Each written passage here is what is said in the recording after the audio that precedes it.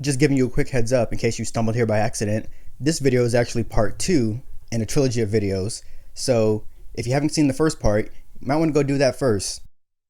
UK Garage is one of the most popular genres of music in Europe, and since its rise it's been spun off into several other popular genres, namely grime, dubstep, and UK funky, which personally I had never heard of, but it came up, so.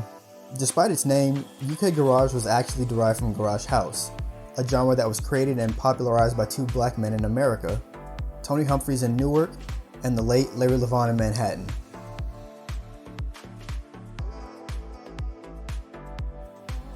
Now, while Tony Humphries is commonly cited as being the driving force behind popularizing Garage House, his story is intertwined with that of Larry Levan's, so we'll start there for context's sake. Born in 1954, Levan grew up in Brooklyn, and from a young age he was drawn to music, particularly blues, jazz, and gospel. Originally, Levan was a dressmaker in Harlem, which is how he would meet lifelong friend Frankie Knuckles. Both Knuckles and Levan were introduced to the world of DJing in the early 70s, although Levan's popularity flourished almost immediately. A lot of wealthy and influential people would attend the private members-only clubs where Levan was DJing, and in 1977 he was offered a residency at the Paradise Garage.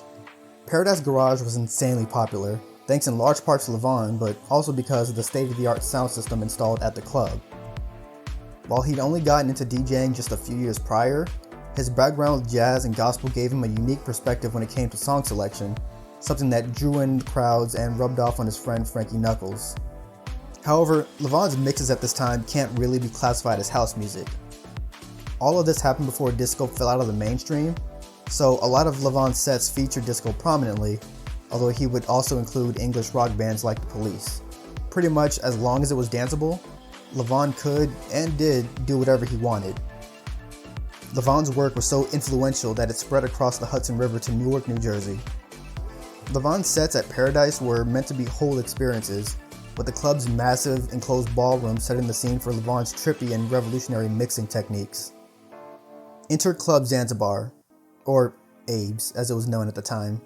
Abe's was a small but still popular nightclub attached to a motel. DJs and crowds would come and have a great time, but in comparison to Paradise Garage across the river, it felt a little lacking.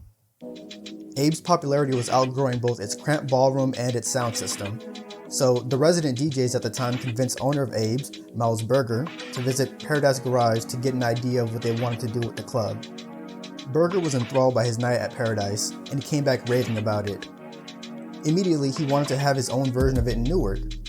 So, in 1979, he had Abe's renovated, upgraded the sound system, changed the name from Abe's to Club Zanzibar, and, ironically, hired a club manager who would end up replacing the same DJs who had convinced him to go to Paradise in the first place. Tough break. While it may not have matched Paradise, Club Zanzibar gradually grew in popularity, and eventually it caught the eye of Tony Humphries, a DJ at WRKS, a.k.a. Kiss FM in New York City. After a few visits, Humphries convinced then-owner Larry Patterson to let him DJ on Wednesdays. But he ended up bombing his first set because he wasn't familiar with the different turntables. See, Club Zanzibar's turntables were harder for Humphries to mix with, so after convincing Patterson to give him another chance, he came up with a way to use house music in his sets to bridge more soulful R&B tracks, since the vocals blended really well with the house instrumentals. Using local house records to keep a consistent groove going throughout his mixes made both Humphries and Zanzibar more popular than either had ever been before. Newark also had a very prominent gospel scene, and maybe it still does. So, the soulful and spiritual vocals and lyrics present in the records made them stand out from those made in Chicago.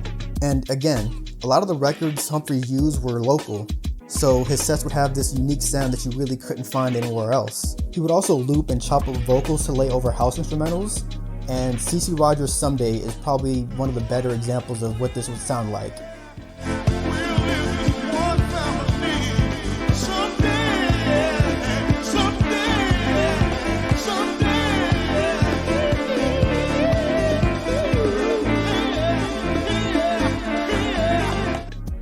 Humphries' style of mixing made Club Zanzibar one of the places to be. Shaka Khan, Patti LaBelle, Kool and the Gang. Those are just some of the celebrities that made appearances at Zanzibar. By the late 80s, much like with house music in Chicago, recordings of Humphrey's mixes made their way into England and were welcomed with open arms. In the late 80s/early 90s, Humphrey started getting invites to perform at clubs and festivals across England. At first, he didn't want to leave behind Kiss FM and Club Zanzibar, but eventually he decided to make the trip. While his performances overseas made him even more popular and introduced his new sound to a new continent, back home things deteriorated. With their iconic DJ gone, new management decided to turn Club Zanzibar away from house to hip-hop, which was also popping up around the time. However, this meant that the once warm and open energy Club Zanzibar had cultivated was replaced by a colder, more aggressive and rugged vibe typically common in hip-hop music. Broad Street in Newark, where Club Zanzibar used to be located, was already not the safest place to just hang around at. The area was ravaged by drug addiction and violence, but now with Club Zanzibar changing its approach, things didn't exactly get better.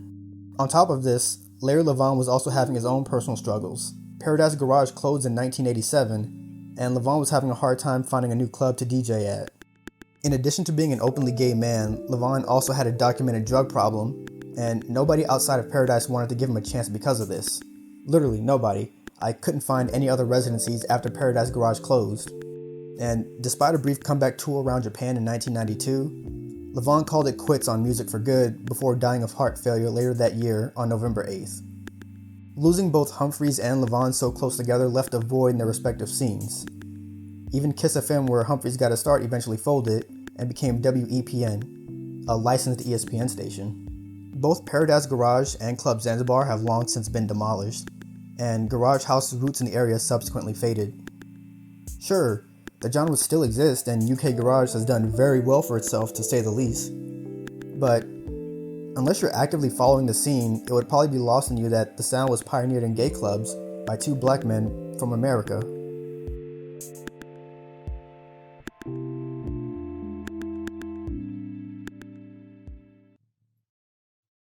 So if you're still here, I just want to say thank you for watching this video. I really appreciate it, and I hope you learned something, or, at least found it entertaining. Second, I want to give a very special thank you to my friends Jacob and Jessica, who helped me get my hands on some of the more academic sources in this video. I really appreciate you guys' help. And third, this video is adapted from an article I wrote a couple weeks ago that I put on my website, the KJ Archives. Over there, I went a little more in depth about Levan and Humphreys and, more of their mixing techniques. So if that sounds like something you'd be interested in learning about, I put the link in the description. Feel free to give it a read.